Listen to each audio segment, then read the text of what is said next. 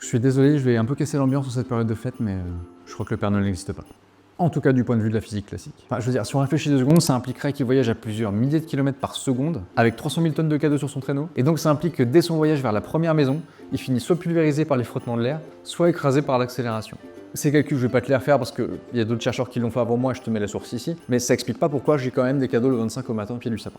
Mais par contre, si on considère que le Père Noël est un phénomène quantique, ça explique absolument tout. En mécanique quantique, on a un principe qui s'appelle le principe de superposition, qui stipule qu'une particule, comme un électron, peut se trouver simultanément dans plusieurs états et à plusieurs endroits en même temps. Donc si le Père Noël est un phénomène quantique, ça explique qu'il peut être dans plusieurs maisons en même temps. Et d'ailleurs, si le soir de Noël tu l'as jamais vu, c'est normal. Principe d'incertitude d'Heisenberg, c'est un principe qui indique qu'on ne peut pas connaître avec précision la vitesse et la position d'une particule en même temps. Et que dès qu'on observe cette particule, on fait effondrer l'état quantique. Si on applique ce principe au Père Noël, ça veut dire que dès que tu vois le Père Noël en train de livrer ses cadeaux, ça arrête directement la livraison des cadeaux dans le monde entier. Voilà pourquoi tu peux pas le voir. Tu veux un dernier argument?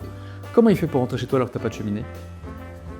L'effet tunnel. Alors l'effet tunnel, c'est un effet qui s'applique aux objets quantiques comme une particule, et c'est une propriété qui leur permet de franchir des obstacles avec une haute barrière énergétique, alors qu'ils n'ont pas l'énergie requise pour la traverser.